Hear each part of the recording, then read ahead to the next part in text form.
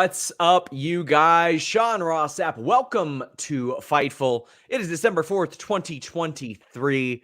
We're here for your WWE Raw post-show review. You are going to hear a very aggressive or elated Sean Ross Sapp because there are about 54 seconds left in the Bengals-Jags game, Monday Night Football, 3-point game. Jags are in the red zone. This could be really bad. We got Denise here. Denise, how you doing? I'm excited just to watch you watch the game and see what your reaction is. Honestly, this is the watch along, Sean. And I'm watching the watch along happen. And basically right now, the Bengals are just trying to get the ball to fourth down. That way they can force a field goal and we got a tie game. So this is going to be fun. Get your super chats, get your humper chats in.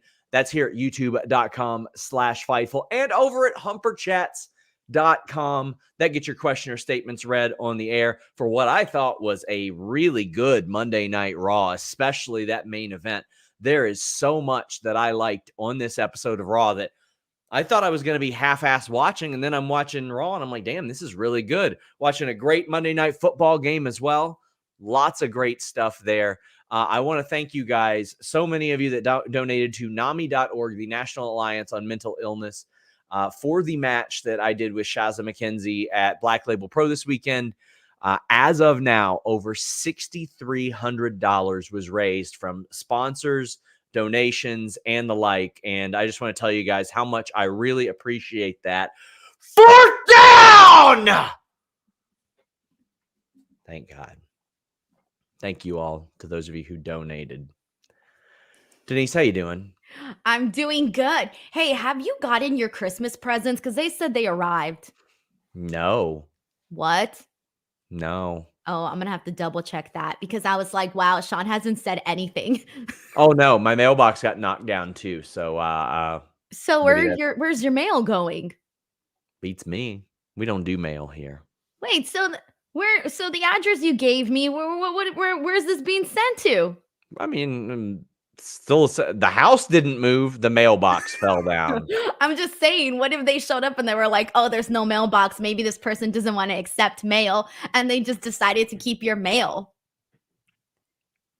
I don't know. I guess they're going to get some bills. Now I'm stressed out because I literally, my gift to you for Christmas was sent really early because I did all my Christmas shopping very early. Okay. And I got an email today saying that it had arrived. I haven't seen it. All right. Well, I'll just have to wait then. We'll just have to wait. I'll have to talk to the mailman tomorrow as this 40-yard field goal is going to either make my night or make my night longer.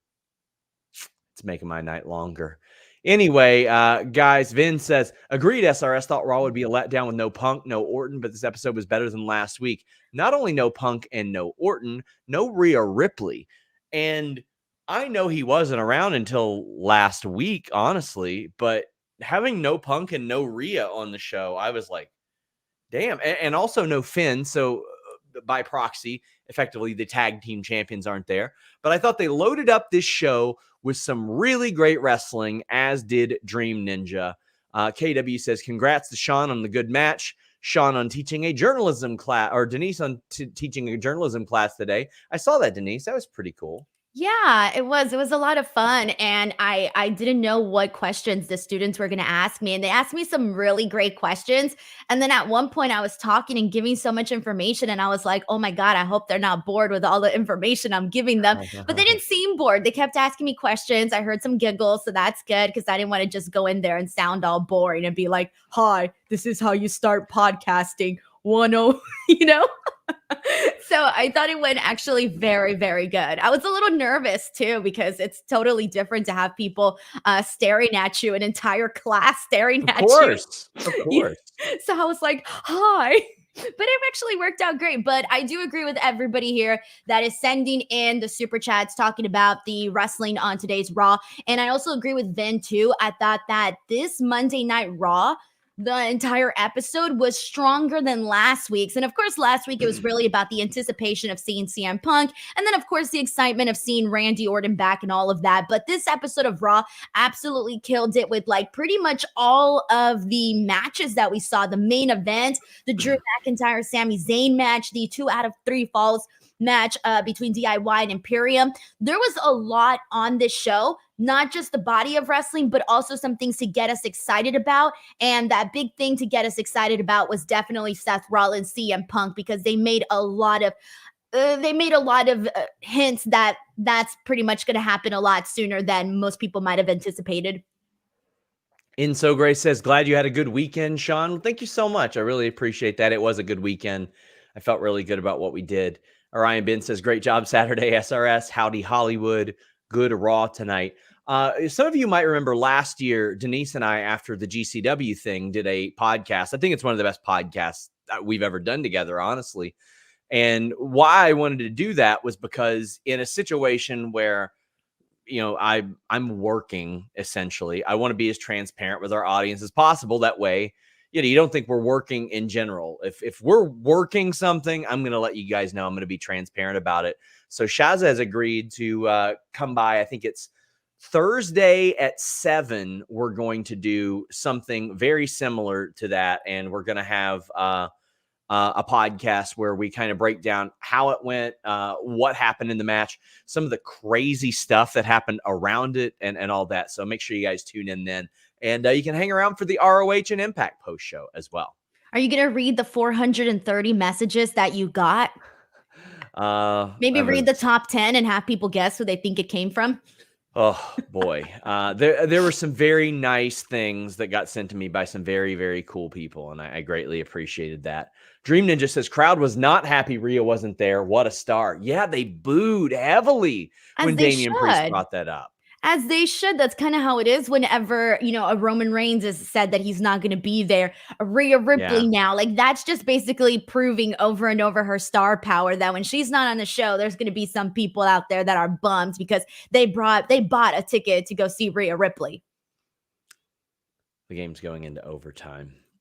Brie Marie says, hello, Sean and Denise. Always love the Raw recaps. Well, thank you, Brie Marie. Question for Denise. How did you get into pro wrestling media? Very interested in starting my journey in it. Oh, man, that's so awesome. Well, just to give you a short answer, because this is kind of a long question, but I basically got into it. I studied broadcast journalism at Cal State Fullerton, and I was going to do news, but when you want to be a news reporter, you got to start in small stations. And I didn't want to move from California to go work in small stations. And my heart was set on entertainment. And so luckily I started working for free first to get some experience and just get some jobs. And so I started working in entertainment, and I started doing wrestling because I had always been a fan and some opportunities came about. And then when COVID happened and all of the events pretty much ended here in Los Angeles, there were no more red carpets, none of that. I really dove into pro wrestling full time. And that was kind of what really was the catalyst to the boom, I guess you can say. Because like Sean, when I first started with you, I was still doing my full-time entertainment reporting jobs before I was doing pro wrestling full time. Like I was literally just working twice a week in wrestling, which was your show on Monday. And then Tuesdays I was working with Sean, the other Sean, not this Sean, Sean Waltman on X-Pac 1 to 360. Yep. Denise's journey is very cool. And she is a great template to follow. It's not an easy one either. Like for people who are working full time in wrestling, it is not an easy thing to do. It is very, very difficult. But there is a path to doing it if you're willing to work hard, and Denise is a good example of that. Matthew England says, look in my eyes. What do you see? Bengals on primetime TV. Listen, I'm very happy with how the Bengals have played tonight outside of 2 stupid trick plays. So Mr. Acosta says that may have been the best Raw of the year. It was a good one. It was a really good one. And we're going to start off with this Drew McIntyre promo because this guy just makes points, Denise. His whole character is rooted in common sense. Like he says, you know, Sami is out there and Sami is like, you know what I did? I left the bloodline and I made something of myself. And Drew was like, well, wait a second. wait a second. You betrayed them. Like, you betrayed so many people on this roster. You betrayed the bloodline. You did all that. Even the guy you won the tag titles with, you guys have betrayed each other a bunch of times. Like, why should I trust you or anybody to have my best interests? And Sami said something like, would your family be proud of you? And that set Drew off. Drew, for the remainder of this entire thing, this just triggered Drew, and understandably so. And it seems like within this show, Drew is the one where he's like, am I the only one seeing this? But online, I am seeing a whole lot more people be like, no, Drew is right. It sucks that some of the people he is right over are also people that we like, but Drew has points. He does have points, and that's what I think has been like the best part of all of this is that Drew McIntyre is a heel, but he's also kind of a heel that you like. Like, he's not a heel that has go away heat. He's not a heel like Dominic Mysterio. He's not that kind of a heel. He's more so like you're thinking like you're kind of appreciating what he's bringing to the table. And I will say two things about this. First and foremost, Drew McIntyre for the longest time was kind of just Drew McIntyre on the show. Like, yeah, we like him, but nothing more, nothing less. And heel Drew McIntyre has really been like the thing that has reignited Drew McIntyre. I mean, dude went from like, yeah, cool, well, like we like having him on the show to dang, I want to see what Drew McIntyre is going to do. And throughout the entire show, you know, we were seeing Drew in, I think we at least got like 4, maybe 5, I don't know, segments with Drew McIntyre today, all in all, including backstage segments and then the way that the show closed out. And the big thing that I think had a lot of people talking was when Drew McIntyre was saying that he felt like everybody had lost their minds recently. And he mentioned liars, hypocrites, and cowards, and just plain idiots. And he said something along the lines of, apparently you have to get fired, release, leave, do what you want for a bunch of time, and then come back to the company and you're instantly forgiven these days. And everybody was thinking, obviously, CM Punk, myself included, and the crowd's chanting his name, and Drew McIntyre's like, I could be talking about anybody. And quickly, everybody in the comments was putting in there how, like, yeah, Drew too, like, talking about himself and stuff like that. So I think that was kind of like the biggest part that I took away from this is that it's clear that we're going to be getting Seth Rollins, CM Punk first, but we do have, I don't know, I feel like there's the possibility here today from what we saw that they may be also planting some seeds for Drew McIntyre, CM Punk down the line. Also of note, I just refreshed the live events reports that I get access to. And of course, the Bengals gave that one up. Tonight's Raw in Albany, the highest grossing WWE event ever in the market's history. That is very impressive. Dalvin Henry says Drew's character is gold. It is. And the match was phenomenal. But Apex says Cole needs to stop calling Drew delusional. He's not. I agree. You got to stop calling Drew delusional because then you start to look like the delusional one throughout that situation. And they had an incredible match. They sold Sami's knee. They sold an awful lot of stuff there. And then that ended up playing to Drew's favor. And listen, you can say he's a heel. If somebody gets hurt in a match, it's completely legal to go after that injury. Like, it's not against the rules. He didn't kick him in the nuts, rip a turnbuckle off, anything like that. He just attacked a weakness. Although he did launch him into another dimension when he threw him into the commentary table. Yeah. That was freaking savage. But I think the best takeaway from this match was just like the pure aggressiveness that we were seeing. And it had been a while since we'd seen an opener this good on Monday Night Raw with two big stars that people care about, with a story that we really care about. And Sean, I don't know exactly where we're at right now with Drew McIntyre's negotiating deal, but damn, was this a good time for his character to get really hot and to be the talk of the town. Like, talk about some good timing right there. But I mean, this Drew McIntyre, like, just attacking the leg and then even doing so afterwards in that backstage segment, I mean, it was kind of the cherry on top to a badass type of heel that's like, I'm not done with you, bro. I like that. I like the savagery that Drew McIntyre was bringing. K775 says, do you think they load up the January 1st Raw with Seth versus Drew? and Becky versus Nia before we start to build to the Rumble. I think it makes an awful lot of sense because obviously they're not going to do those on the pay-per-view right now. Drew also attacked Sami after the match. We'll talk more about what it was that he did at the end of the show. But I think it's a good idea to do that because they've got this big gap between even Deadline this weekend and the Royal Rumble. There's this big gap. That's why I'm like very excited that there's the World's End show at the end of the month because like there was a giant just void. And I'm thinking they do load that up because it's very clear Nick Khan had some sort of affinity for doing like a big end or beginning of year show there. Right. So I feel like for me, like I feel like we've been having like 2 pay-per-views a month almost for like both companies, WWE and AEW.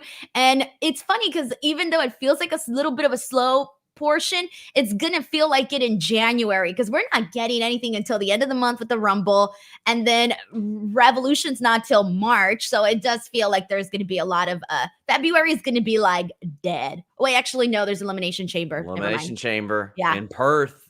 It'll be a big one. Yeah.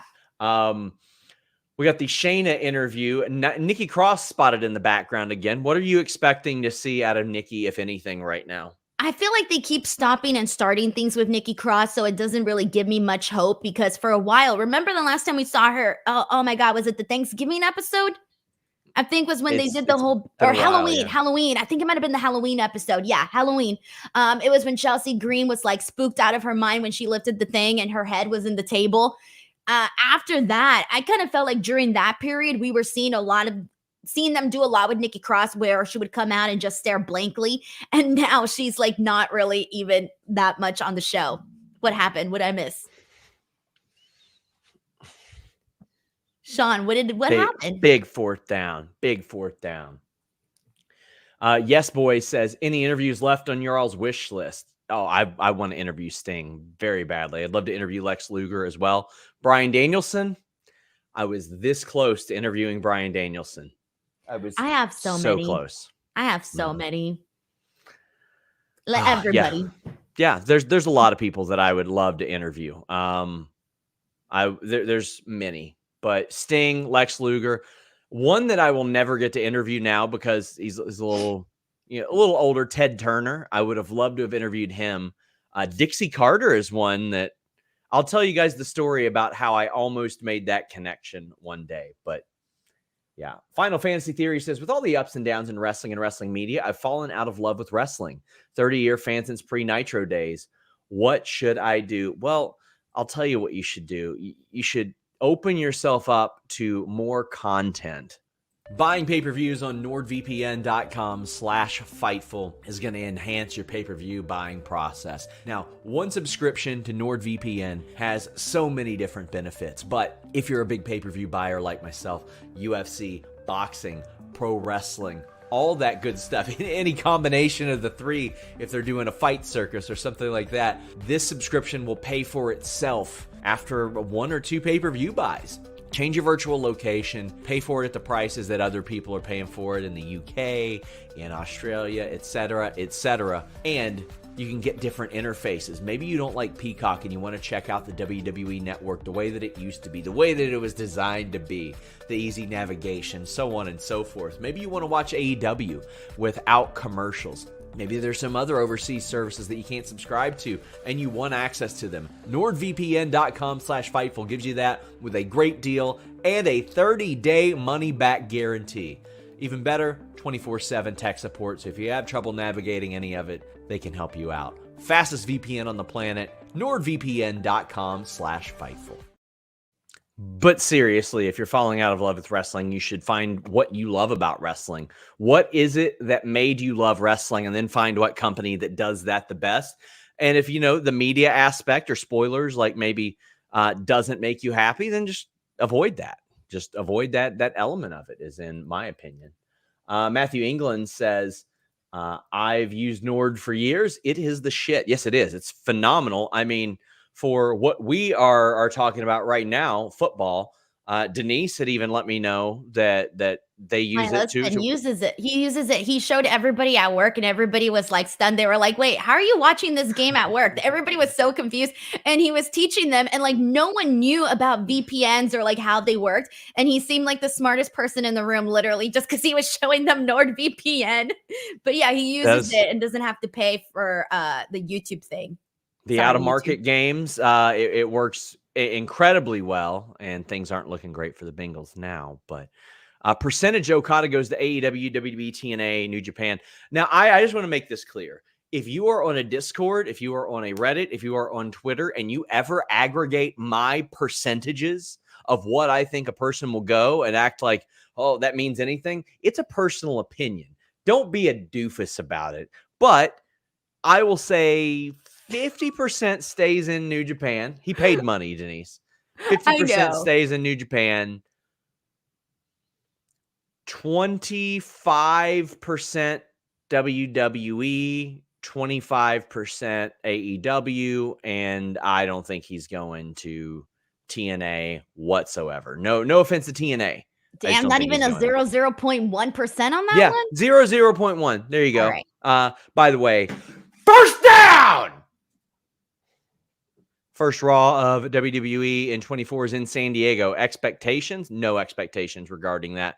I will say this. I do think there is more of a possibility of Mercedes heading to WWE than I thought there was in August, when there was a working plan for Mercedes and AEW to work together. Because when I followed up on that, I have not been told of any current active plan for that to happen. And that's a bummer, because it looked like it was going to happen. It really did look like it was going to happen. Sean and Denise, in your opinion, what do you think is the most iconic spot in WWE history? Mine is TLC match. I was literally about to say Edge. Yep. Yeah. Take your pick. The Edge spear or the big fall through the tables to the outside off the ladder would be a really, really good one for It's me. definitely the Edge spear, because we've seen that God how many times. And then if not, Yeah. then obviously Mick Foley off the Hell in a Cell. That's Of another course. one. I would say those two for me are the Yeah, top that's a ones. great one Yeah. as well. Oh, good stiff arm from Jamar Chase. Bad spot. Boo. Jake Browning going to make a quarterback controversy in Cincy. Unfortunately, he can't. There's a lot of guaranteed money going to Joe Burrow right now. But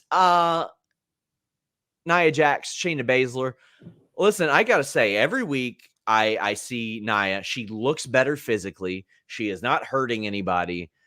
I would say so far this run is just vastly more successful than the previous run that we saw in her conditioning, the match quality. Like, I'm not going to sit here and act like she's having all Japan classics or anything, but I mean, the matches are better. The work is better. The work is safer.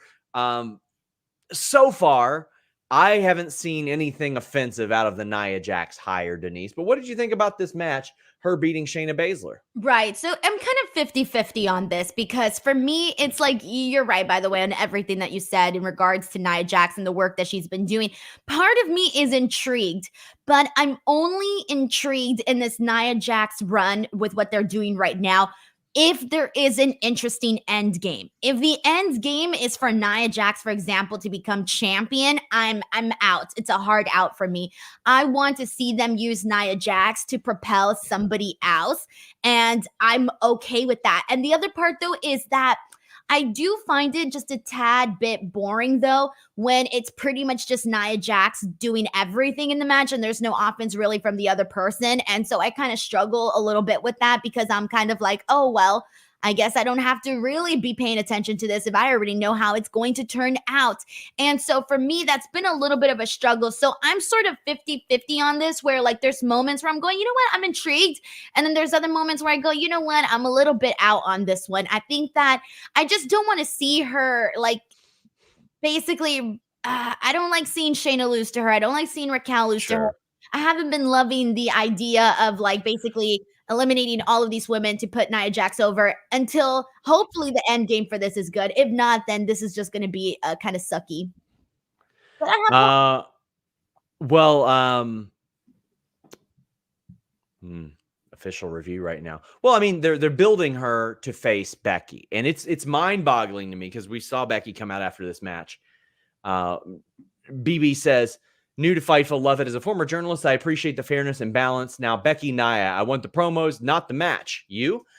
I'm okay with the match. Listen, I understand why some people do not want the match. I completely understand that. But as I looked back, they never had that singles match, ever. They never did it. And I couldn't believe it. I was like, surely at some point in the journey, they did that. But they didn't do that at all. And I couldn't believe it. And I'm like, you know what? If they're doing that on the road to the Royal Rumble to set up Becky challenging Rhea down the line at WrestleMania, I'm completely fine with that. I trust Becky enough to pull something special out of this as well. And thank you very much for the very nice compliment there. Max says, are we going right to common Bengals W after this? If the Bengals win, then yes, we certainly are. What am I going to do? Just sit here and watch you talk about the Bengals? After this show. Oh, after? Okay. Yeah. Modern X says, how much of a super chat do you need to start a campaign with your sources to fire Def Rebel real hard? The Creed's music sounds like it was made on a Fisher-Price keyboard. Def Rebel's music is not good, Denise. It is so uninspired and lazy, and I wish that there was something else with WWE because it's not good. I think for me, there's only been a couple of songs where I will go and search it up on Spotify and download it. And it's now so much more rare when I do that. When like back in the day, I was like, oh, I love this song. I got to download this song because this song is good. I don't feel that way that often anymore. Indian Candace wish DIY luck. They are interrupted by Imperium backstage, who then get beaten by DIY. I like this. Imperium showed up. You have the integration of Indian Candace, DIY. You see that. But DIY get the win. And this is what I've been talking about. DIY getting over in the ring before anything else. And Matt Hennessy said, Abu of Wrestle Purist pointed this out. Noticed it over the last month. DIY are getting over with the main roster crowd, and reactions are getting louder. Slow and steady, Denise. Give them time. Give them feuds. Give them something in the ring, and then sprinkle in the backstage stuff. I think it's been a pretty smart method, and I think it's working out really, really well so far.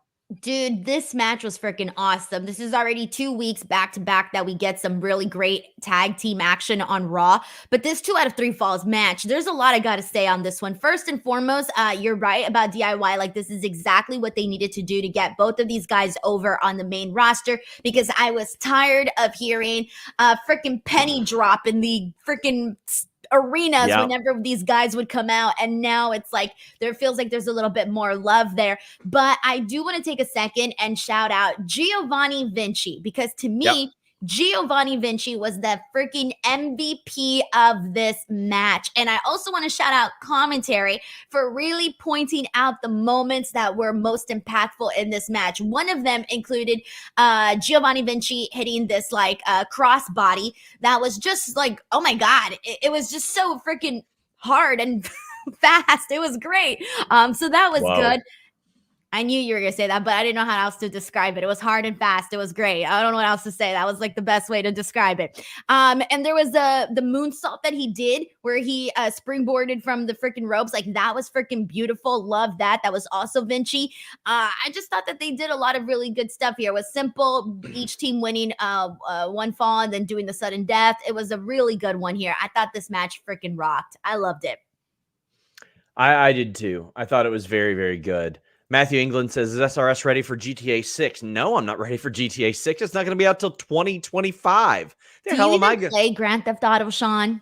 Yeah, of course. Oh, I did too, actually. Yeah, I've played it since literally the first one when it was a top-down 2D game. I played that. I played the second one, London 1969. I was very excited for when GTA 3 came out. I was a first-day buyer of that, as way too young to be playing a game like that. I have an answer for this. I have an answer for the Yes Boys question about favorite thing to do while playing GTA games. So I'm not really a video game person. Like, I don't care about video games. I'm just not a fan. But I used to play them as a kid with my cousin because I had FOMO when he used to play with my uncle, and I just wanted to be included. completed. I was one of Sure. those kids, and I would finally cry and get a turn.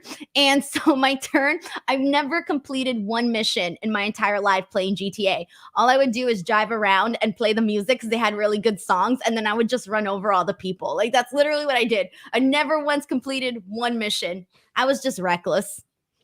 I will say this, the missions are much more satisfying to complete now. Favorite thing to do while playing GTA games? I mean, usually just play the GTA games. If I've got time to play a GTA game, it's because I've got some free time. I discovered so many good songs off of Grand Theft Auto. Oh, yeah. I discovered Royce the 5'9" because of Grand Theft Auto. Yeah. Like, there were a lot of 80s songs that I discovered because of GTA Vice City. Mine so was I'm very excited. I ran so far away by the Flock of Seagulls. Yeah, that one was the one that I most like really remember. CM Punk, Adam Pearce says he will be at Raw. He'll be at SmackDown this Friday. But FightfulSelect.com, best $5 in the business. Please go ahead and subscribe. Just $54 a year. Today we had Randy Orton news. Yesterday we had Randy Orton contract news. But we had CM Punk news all week last week, including the little tidbit that they would like to do Stone Cold Steve Austin and CM Punk. Yeah, please. They confirmed he's a free agent, but they told Seth Rollins, we intend to sign him to a deal. What I like is there are some actual people that do not like CM Punk in WWE, but they know at this point, tough shit, you got to work with him. And they're making the best of it. Seth Rollins is making the best of it, and I appreciate that. But Izzy says, do you have info on the original Punk AEW plans? Yes, he was supposed to face Ricky Starks in that last man standing match, or whatever match that was that he faced Danielson in. That was supposed to be CM Punk, and CM Punk was to continue with the Real World's title. Vin says, when does the reality-based heel turn better, or who does it better, Punk or the Bucks? I think we're going to see some very interesting stuff out of the Young Bucks based on what I've heard. And I think the Young Bucks are at their best when they play off of the things that their real detractors hate about them. I think they're very good at that. But CM Punk is such a next level of polarizing. Like, the Bucks are too, but it doesn't compare though. The CM Punk aspect of it, like if he goes corporate, well, that is a perfect introduction for Stone Cold Steve Austin as well, who did that himself briefly. And it can just be like, you don't want to do that. You don't want to do that type of thing. Like, oh, goddamn, give me that promo. Give me that promo. Matthew England says, Raw next week in Cleveland, same arena Punk quit in. Ooh. Damn. Oh, damn. well, I didn't even think about that, honestly. Thank you for bringing that up. Well, I'll tell you what you shouldn't be thinking of. The big nasty pubes. Let's be real. Big nasty pubes are gross. You want that? No Bengals! Let's be real. Big nasty pubes are gross. You want that tree to stand taller. Sometimes you got to do a little bit of landscaping. Sometimes you got to do a little bit of manscaping. With manscaped.com and that code FIFO, you're going to save 20% off your order and get free shipping. What a deal. And how about this? They've got a ton of deals on that site. They got a lot of bundles, a lot of packages to help out your package. But it's not just your package. It's your body. It's your hair. They got deodorant. They've got shampoo. They've got foot deodorant. They got ball toner. They got everything at manscaped.com. And when you use that code FIFO, get 20% off your order and free shipping. Just a plethora of different options. Maybe you want to try a little bit of everything. Maybe you just want to try one thing. Well, Manscaped and the code FIGHTFUL will get you there. Make that tree stand taller and trim it up a little bit with Manscaped. Did they win? Cincinnati Bengals won with a backup quarterback on the road. It was a great game. One of the best games they've had all season. Phenomenal. Yes, for those of you who are interested in hearing me rant like a lunatic, I have a hopefully tax-deductible podcast called Common Bengals W that will be going live immediately following this. You can check it out on YouTube at Common Bengals W and Twitter at Common Bengals W. It's a good night. It's a good day. Good day. Hidden Network says bring back Across the Nation as the Raw theme. I would love that. Oh, I would throw myself on the floor and be so happy. I don't know why, but I would. I want Thorn in Your Eye back. That was my jam. I just need something that gets the blood pumping, like really, really gets you in your feels. Did Kayden and Katana beating Tegan and Natalya get your blood pumping? Chelsea and Piper talked some trash and they were on commentary. What'd this match do for you? It was all right. It didn't get my blood pumping, but it was fine. It was a fine match. I was just happy that they were on the show and they got a match. That's literally my only feedback to this match. I told people a couple weeks ago because somebody said, oh, Triple H hates Katana and Kayden. I was like, no, he doesn't. They'll get their push soon. What I hope isn't the method is whoever just lost their title shot then puts over the next team and it's a repeat. But hey, you're wanting to promote more tag teams. That's what we want to see. That's what we want. Denise, what did you just do off stream? Did you just do coke? Yeah, I learned it from you, Sean. I learned it from you. From me. That's why my shirt is white so it could blend in. Oh, I'm learning God. from the master. Oh my God. But yeah, I thought this made a lot of booking sense to do things like this. Yeah, I like it. And I like having Piper and Chelsea on commentary. And it was all good. What can I say? There wasn't really much else for me to add on this one. Thumbs up. Good, smart booking. Gunther is speaking with Adam Pearce backstage. We also later see him sort of scolding Imperium. This guy's great. He's just great. Will Chisholm says, if you let the good wrestlers work, they get over with the fans. Look at Dragon Lee. The fans are popping for him. Yes, sometimes it just takes putting them in this. Now, in AEW, I do think that they have to overcome the hurdle and the stigma of you're just putting good wrestlers out there. But the difference is a lot of times when AEW just puts good wrestlers out there, a lot of times they're putting them on Dynamite and they never win. And I want to see that change. Sidesuka says Papa H did his big one. What a Raw had 3 matches that were 4 stars or better. On one show, he said, no slander on my name from last week. Love him. He didn't run Raw last week. Bruce did. But I'm going to tell you saying I'm back, baby. I'm going to tell you one of my favorite things on the show. And I don't think that I have said this about a Shinsuke Nakamura segment in quite some time. You know I've been the biggest hater. I've been the biggest hater. And even I liked this tonight. This ruled. Cody Rhodes is in the ring. He's ready to fight. He's in his gear. And the Nakamura video plays. And for months, people were like, was it Punk? Who was it that he was talking about?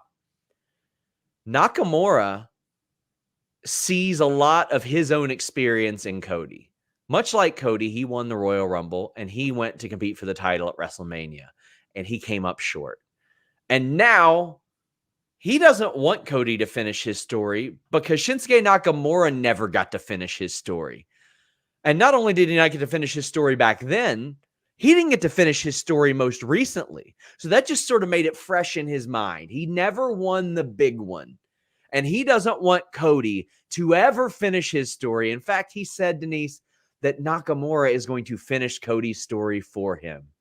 This was the greatest piece of promo work that I have seen Shinsuke Nakamura do in his almost 8 years in WWE. This was fantastic. I love this. So I want to take a second and shout out whoever wrote this and the people that produced this segment, because however, I don't know how long it was. Let's just say 3 minutes, whatever. In those 3 minutes, they connected all of the dots between Shinsuke Nakamura and Cody Rhodes, made you interested in this story, and made you completely understand what the problem is. You could literally have missed all of the other promos. Hell, you could have missed everything. You could have missed all of it. But the second that you saw what they recapped here tonight with the mist, with the, showing his loss at WrestleMania, showing the Rumble win, showing Cody's loss at WrestleMania, his Rumble win, all of those little things. And just like that, you're completely caught up. And not only that, but you're also intrigued by it. This was the most successful segment that they have done for Shinsuke Nakamura in a very long time. Of course, I love the mist from last week as well. That was pretty cool too. But in terms of like the promos, this was really good stuff. And him saying, and here's the thing, like if I'm Cody Rhodes, I'm going to be pissed off. And you want to know why I'm going to be pissed off? Because now I got Shinsuke Nakamura coming in here trying to compare his story to mine and making fun of the fact that we were both humiliating. I don't want to be on the boat with that guy. If I'm Cody Rhodes, I don't want to be on his boat. Like, hell no, I'm pissed. So I like the fact that Cody Rhodes was, sort of insulted in this, because now not only do you have Shinsuke Nakamura's point of view from this, but now you also got Cody Rhodes' point of view from this. And so there was a lot of good stuff that they did here. And I now care about this story where I did not care about this story before. I care about it now. I completely agree. I thought this was fantastic for what appears to be maybe a short-term feud, because they're doing their match next week.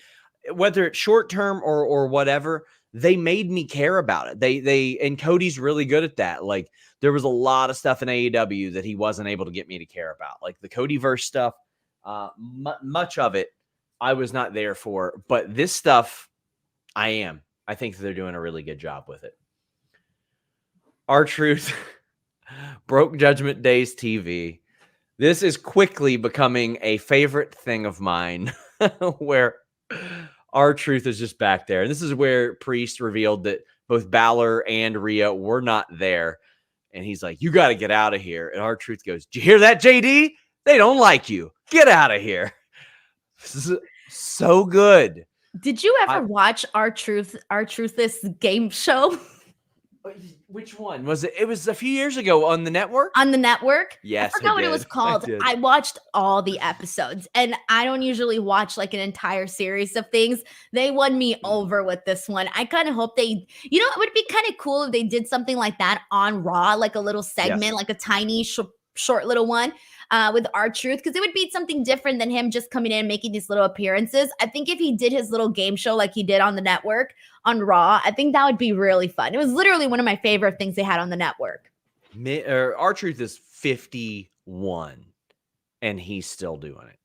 This guy is, and I mean, yeah, I don't know how much he's going to wrestle these days or anything like that, but like he's still doing it and he's doing such an incredible job at it. And one of my favorite things was several years ago, and I can't remember, I felt like it was something with Miz, and R-Truth like sort of slyly revealed that he's been playing everybody the entire time, because he did. I can't remember who it was that he was going up against, but he goaded them by acting stupid into a title match. And somebody was like, what are you doing? And he's like, I'm showing you how to get the main event of WWE SmackDown. And I was like, I love that. Like, I would love on AEW, like Mark Briscoe to be revealed as like a secret genius or something like that. Like, he's actually smarter than anybody. They go to the farm and he's got like goggles on and he's like a chemist or something like that. Yeah. But I love the idea that R-Truth is just, secretly just, I'm getting my paycheck. I'm finding a way to stay around. New Day and Creeds were training backstage. They're interrupted by Alpha Academy. This is a little comedy segment. We've seen this before, but the Creeds defeated Judgment Day. And let me tell you, the way that they have put over the Creed brothers has been phenomenal. Straight out of the gate, no weakness. Put them over, put them over, put them over, put them over. And then after the match, Denise, they go backstage and Damian Priest is like, I thought you had this handled. And JD goes, listen, no bullshit. You guys got to watch out for them. You and Finn need to watch out for them. They're really good. They're legit. Nothing like besides that. He mentioned the R-Truth aspect, but I loved how much they are giving credibility to this team that are very clearly good and ready to be a team to lead this division into the next generation. Yeah, they are. They're ready to be champs already, man. If you were to give them the bouts, and I kind of hope they do, I kind of hope this is where Yeah. this is going. But there was one thing that I was kind of irritated about, and it was mostly with the crowd when Julius had Dominic Mysterio literally upside down in the freaking vertical suplex spot. I was so mad that the crowd did not pop for that because he literally held him there for like the world's longest time, and the crowd had like no reaction. I was like, guys, what are we doing here? Like, this is incredible. We need a little bit more of a reaction here. So that was my only like thing that I was irritated with the crowd about. But this entire match was really good too. I enjoyed it. It wasn't up there in terms of my favorites for the night, but it was still a pretty decent one though. I think at one point it might have been Julius who like lunged Dominic Mysterio into the table. I thought that was really good too. But man, that Brutus ball is quickly becoming my favorite finisher. Like, I think it's up there right now, especially for like tag team finishers. It's my favorite one. And I almost hope that like, I don't know. I'm hoping for bigger reactions too. I don't they go out there and they do these freakish like things with their bodies. I feel like the Creed brothers deserve a little bit more of a crowd reaction because dang, like that freaking Brutus ball gets me every time. It's great. Call Me Crazy says Dom has wrestled 100 matches in 2023, the second most. Yeah, because they leaned on him for a lot of dark match heat as well. It's something that they would do with QT Marshall a lot. They would rely on him for a lot of off-camera heat as well. And that's good. He needs to be doing that. I missed a bunch of super chats about the Nakamura thing because I was so excited about the Bengals. But Will Chisholm says, you're about to have to start dealing with fans who think Shinsuke is teasing Okada. Some of the wrestlers thought he was teasing Okada originally. So Joel Wood says Shinsuke references his old Chaos faction with Okada last week. This week, SI manages to find out he's going to be a free agent in a month before anybody else. I don't believe in coincidences. Listen, I'm not here to pull back the curtain on anybody, but WWE of late has certainly been leaking information about other companies to reporters. And this deal they have in Japan is a big deal for them. So if they wanted to really make a big impression in Japan, they would get Kazuchika Okada. They would absolutely get him because you know the way WWE plays, Denise. They love to hurt the competition. This would 100% hurt New Japan. It would hurt them very badly. Yeah. And that sucks, but that's the game. Will Chisholm says, sounds crazy. I didn't feel like Raw was missing Rhea or Punk. Thought it was good. Love how Nakamura blended his story and Cody's history together. Yeah, like I felt like when I knew that they weren't going to be on the show, I was like, man, that does sort of miss a little bit. Then the show happened and I was like, first 30 minutes, Drew and Sami. Last 25, Jay and Rollins. I thought they did great. Bizarro Big L said, getting tired of Michael Cole and his BS, acting like the Kirifuda isn't just the Coquina clutch rear naked choke. Suzuki and Joe have been using it for decades. Damn it, Sean. That's a GIF. Swerve meeting Goodell is blowing up. Give him a belt ASAP. Oh, I got to see that. Yes, Swerve was at the Jags game tonight.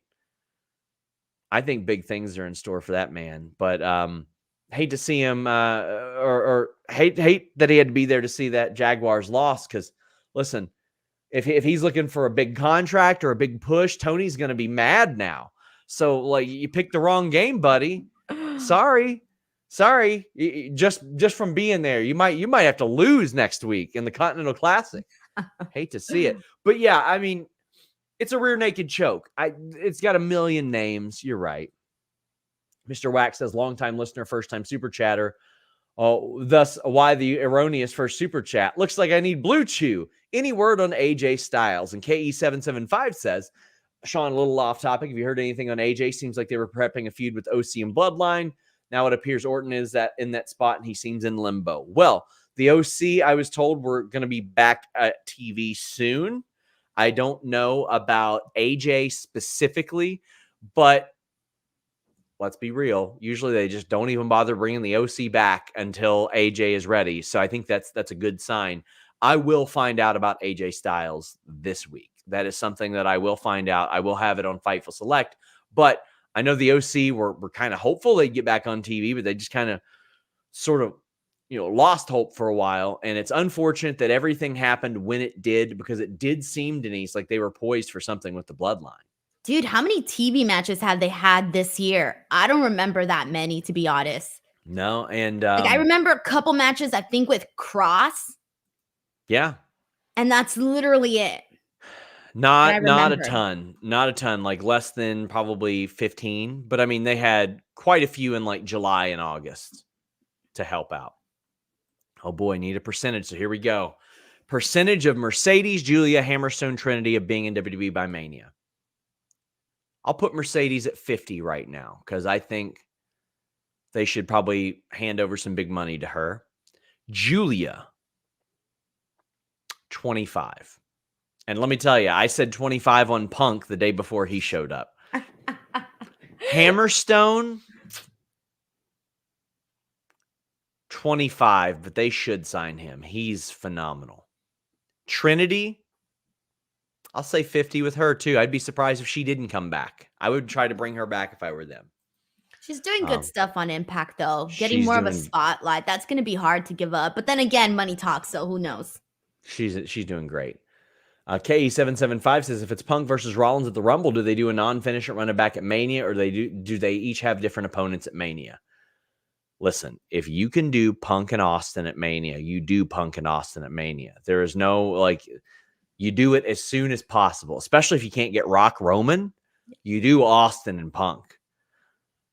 I think that Punk should emerge not victorious in a title match against Seth Rollins. That you want him to have some what was the adversity? Yes.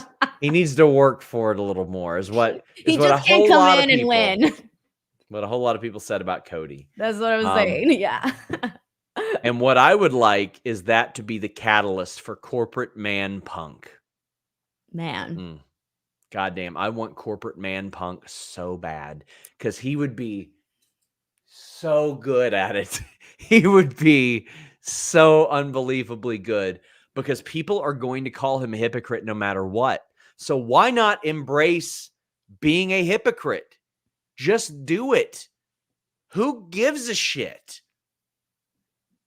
I'll tell you what I give a shit about. Seth Rollins defeating Jey Uso in the world title match. I just love a big world title match on TV. And this match was very important because Jey Uso has never won the big one, but he absolutely showed that he could deliver in this type of match on Raw, not just on SmackDown, not just with a family member, not just in the Bloodline storyline, completely separate. No Bloodline at all. And they had a killer match. One of my favorite spots is on the outside when Jey gets kicked and then he just bam, immediately hit the DDT on the floor. Yeah. They had a killer match, Denise. This ruled. All right. So there was a lot in here that was just phenomenal. First of all, they gave it a great amount of time. That's for sure.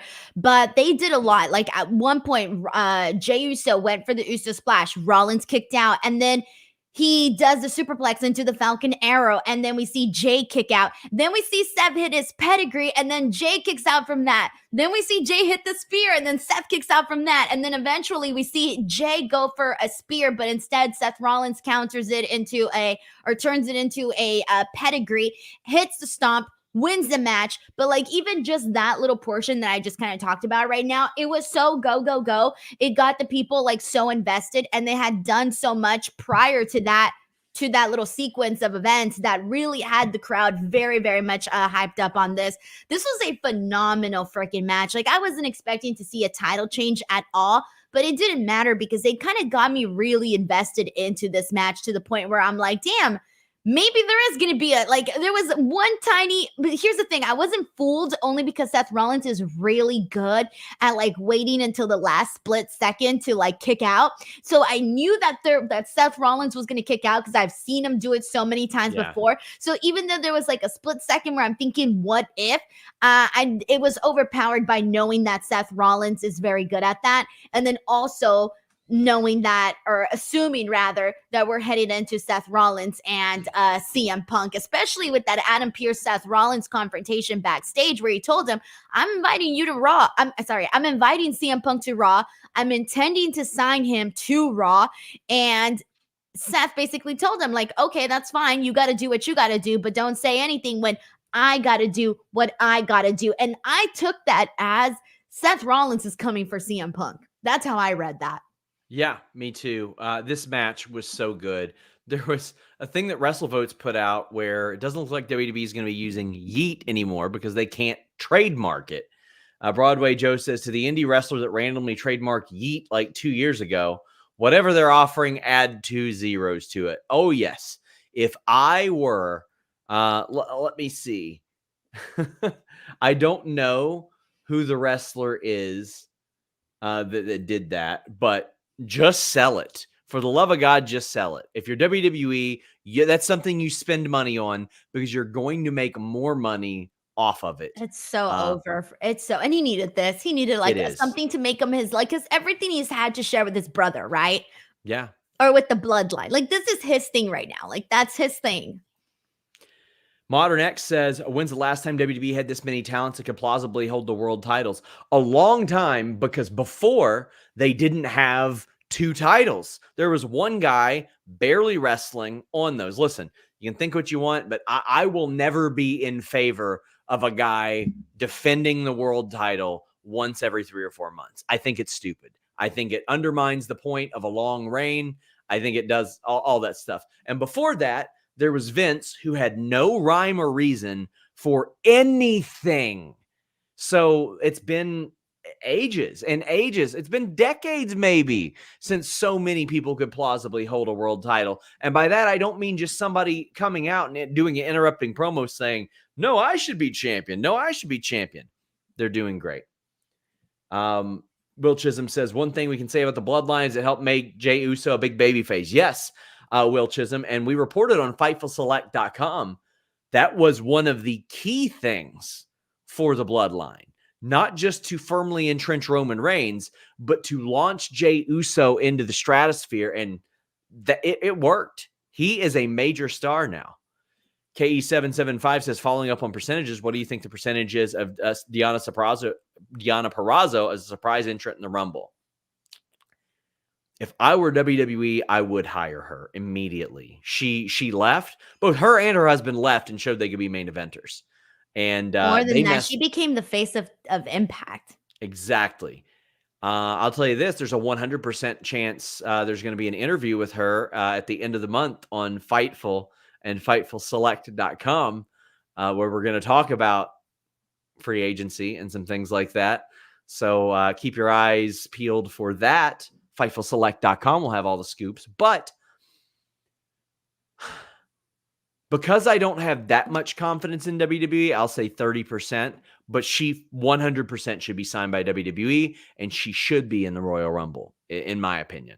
Yeah, I hope so. I think that not just WWE, but I think AEW should make a play for her. And if they don't, I don't know what to say. They definitely should, because she's somebody that would just, God, I mean, she's proven herself already. Yes, boy says, any wrestling moves y'all would like to try on someone? No, I do not wrestle. Damn, Sean. I thought you were the greatest pro wrestler of all time. Did you see that drop toe hold, Denise? I did see that. It's good, wasn't it? Like I said, the entire time I was literally, my reaction to your match was, I can't believe Sean had it in him. You did some things where I was like, I didn't even know Sean could do that.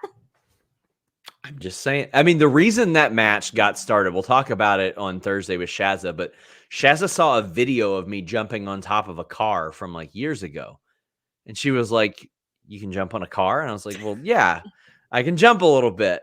I was like, I used to wrestle too. And she's like, wait, what? And then she reviewed a match of mine on her Twitch. So that's how that sort of came about. But Apex Caliber says, prediction, REW versus Rollins Drew versus Rollins at Rumble. Knight wins the Rumble, faces Roman at Mania. Oh, buddy, my friend, I don't think there's any chance Knight's facing Roman at Mania.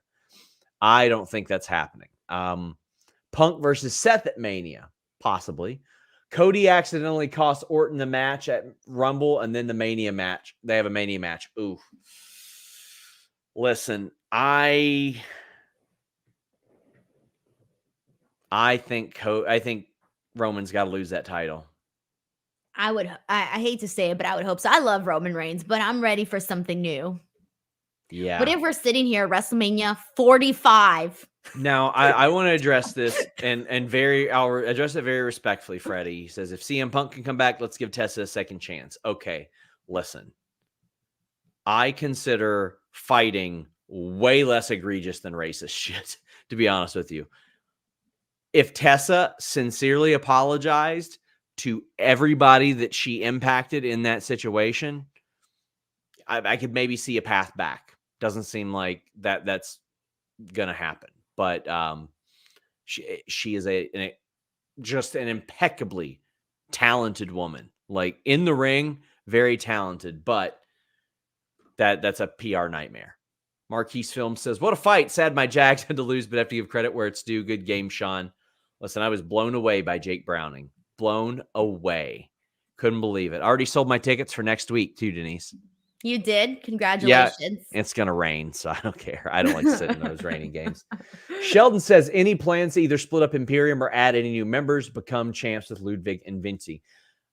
As of now, there had not been any pitches to include new members. Splitting them up is, I think, a constant tease.